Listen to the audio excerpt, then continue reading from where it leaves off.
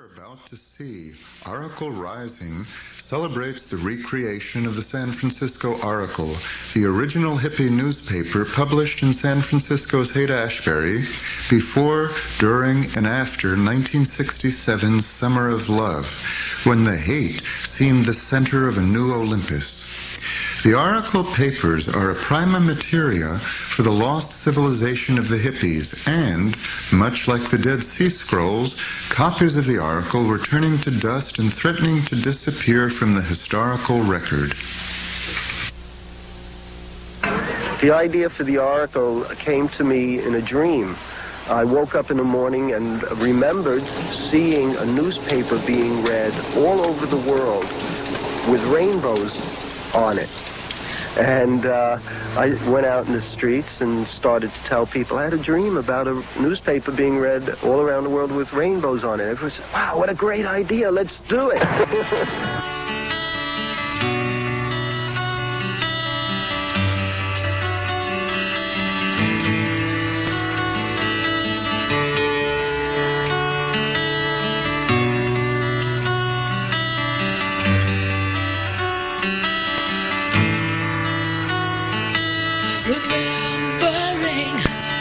The summer of love, flower children came, remembering the summer of love, a moment out of time, remembering the summer of love, power was to blame. Remembering the summer of love, our country had a bad name. Psychedelic newborn of the mind, psychedelic brainstorm out of time, time out of the body, out of mind.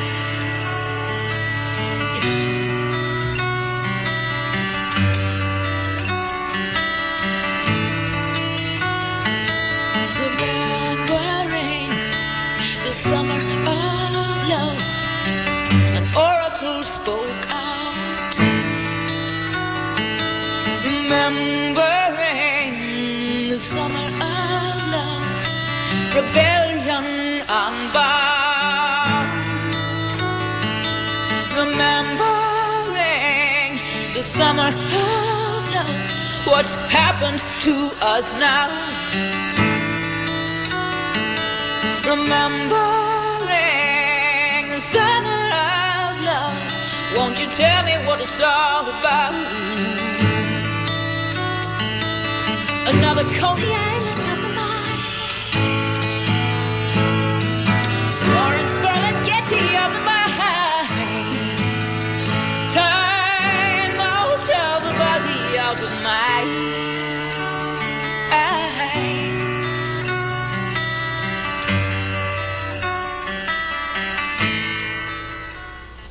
The Oracle, the San Francisco Oracle, was the original psychedelic newspaper published in the Haight-Ashbury from 1966 to 1968.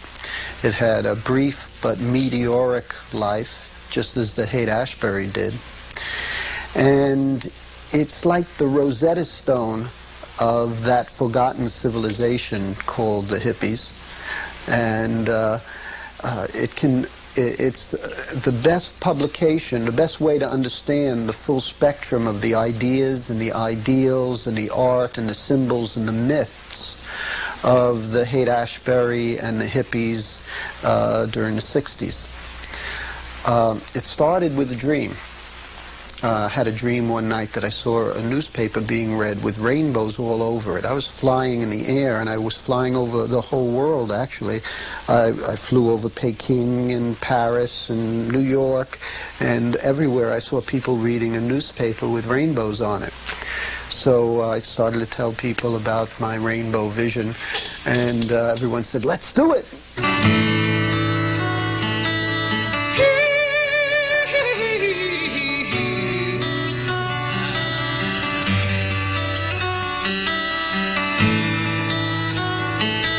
remembering the summer of love. The digger's food was free. Remembering the summer of love that fed the dream of peace. Remembering the summer of love, wooden ships at sea. Remembering the summer of love, can we resurrect today? Is it just another starship of the mind? Is it just another road trip of the mind? Is it just time out of a body, out of mind?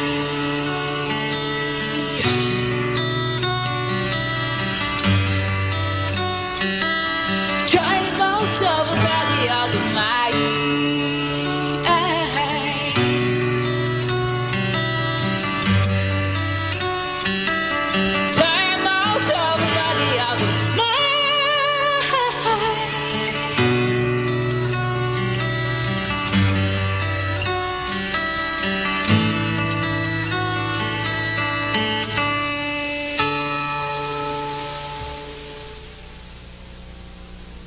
Haight-Ashbury was the kind of place that was in the midst of a bohemian renaissance. A lot of vectors had come together there in a low-rent, a large apartment area where people could live together in communes and explore their art and their music, and also use the emerging psychedelics and marijuana that was being used widely during the period, and pay very low rents and thereby be able to work on their art. So at the same time as there was a big music convergence there, the bands met each other and lived together and started to play together, bands like the Grateful Dead and Quicksilver Messenger Service and Big Brother and the Holding Company, but also there were artists and writers and poets all there. It was an American Renaissance. So signs went up all over the area saying a newspaper was going to be prepared, and we started to have meetings and arguments, and there was basically two factions. There was a psychedelic faction, a visionary faction of poets and artists, and a faction of political, progressive political and leftist people who wanted a very radical, very hard-hitting political paper. And they basically took the ball and started, but soon didn't produce anything of any value, and then the artists took over. And I became editor in the third issue. We put out about 12 issues, every issue becoming more and more extravagant in its use of color and art. And artists and poets and philosophers all wrote for the Oracle of that period. People like Tim Leary, Alan Watts, Buckminster Fuller, poets like Allen Ginsberg and Gary Snyder and Michael McClure. It was a compendium of the ideals of that time. And discussions on psychedelics and their place in the world as seen from that time, and of the values of that we were discussing in that time, which were basically peace and love and community. So there was a lot of talk about peace and brotherhood and communal living in the Oracle.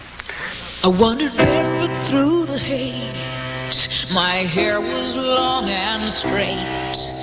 Time out of body, out of mind. And if you never see me again, remember flowers, not guns, and beaded vests and tattered jeans again. Time out of body, out of mind. Probably find the diggers, probably won't go home. Probably find the pot of gold and rainbows, insane. It's a psychedelic baby of the mind, a Coney Island baby of the mind. Time out of body, out of mind.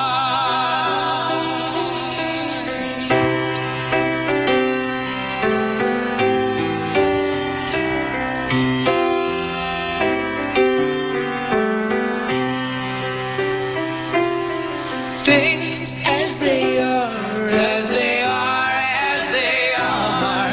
Things as they are, falling star. Wings on the dove, golden bowl, golden bowl. Wings on the dove, golden bowl. Time out of mind, out of mind, out of mind. Time out of body, out of mind. With all my heart, with all my soul. Now we can start, now it's cool. Where can we go is the way to begin. Where it will lead, we'll never know. Things as they are, as they are, as they are. Things as they are, falling star.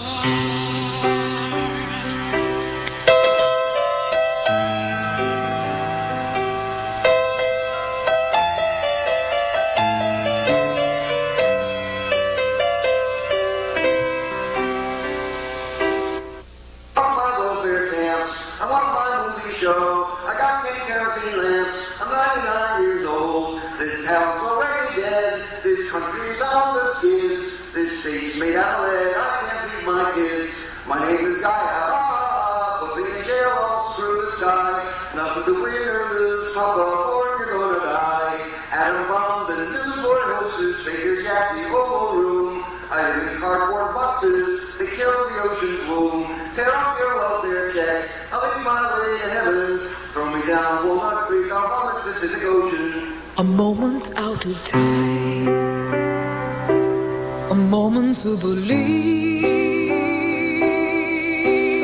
Joy will never leave, joy will never leave is all I have to give. A moment out of time, a moment to believe. Everything is accident, everything is random, everything is fate. A moment out of time, the 60s were too late. Flower children sweet is all I had to give. A moment out of time, the oracle again. The digger's food was free, the flower children came.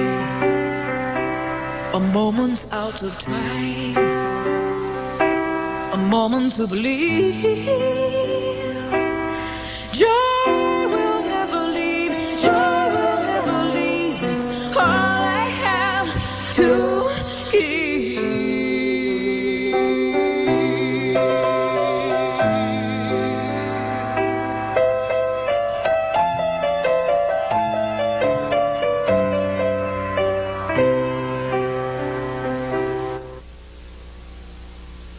Be young and unattached and in rebellion against your parents and hating the idea of war and falling in love and taking LSD and smoking marijuana and doing painting and drawing and writing poetry.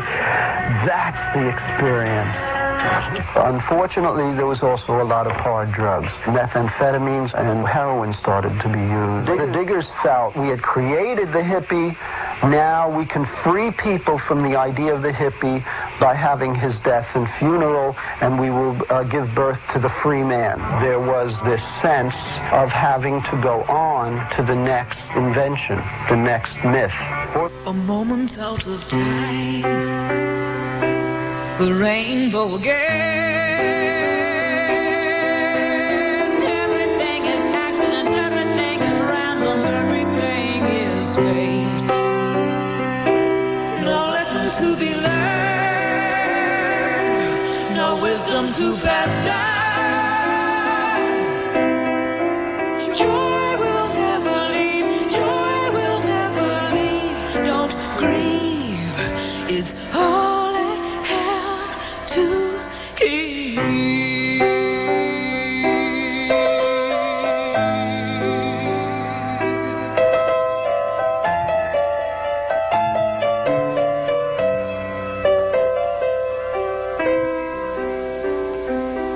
A moment out of time, a summer of love, rainbow again, is all I have to keep.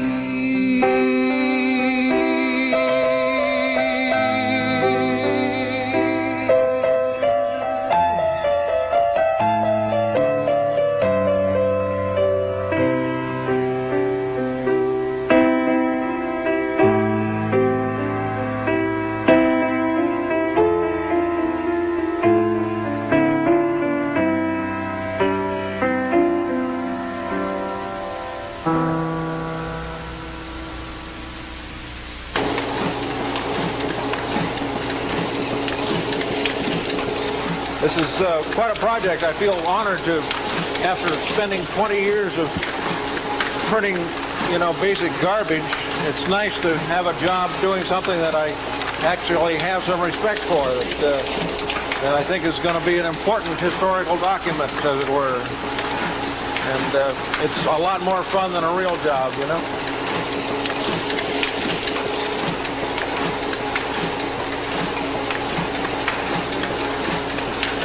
This job is so massive. This is a lot like working in a monastery. Sometimes I feel like I come to the monastery and I do this with no end ever in sight, without ever an end in sight. You just go and do it every day, like a meditation of some sort. So we all play our roles in life, and I think the oracle played a very big role by being that medium by which the pure message could go from mind to mind. And the facsimile edition will preserve that as a historical document, as a beautiful work in itself, and as an example for others that they can work together creatively, create something beautiful, manifest it, and it is important, and the creative act is really what makes humankind survive.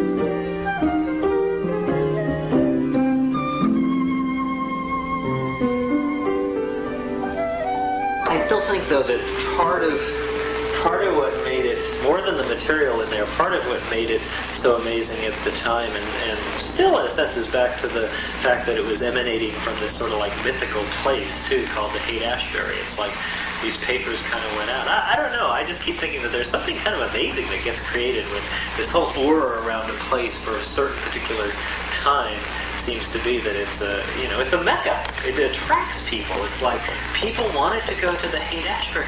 Kids still want to go to the Haight-Ashbury. There's still a lot of people moving to San Francisco with a feeling like I want to be near the Haight-Ashbury in some ways, or definitely San Francisco too. I don't know why it is.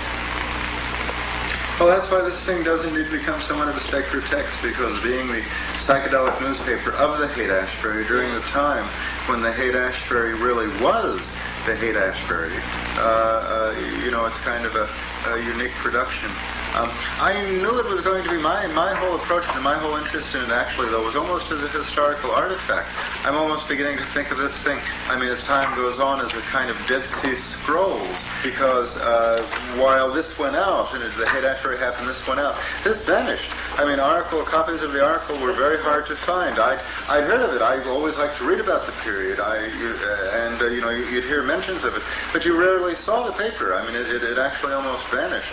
So in doing this project, I think the press has managed to grab a piece of history that, much like the Dead Sea Scrolls, had they never been found, would have vanished. They would have turned to, they too would have been a myth. The thing that preserves the myth. That's true. No papers existed. Newspapers. It would have. The pages would have decomposed. It probably, the period would have been lost. People have loved this since we brought it out, because they've been able to focus once again on the Haight-Ashbury. They've been able to go back in time, sort of use this as a little bit of a time machine.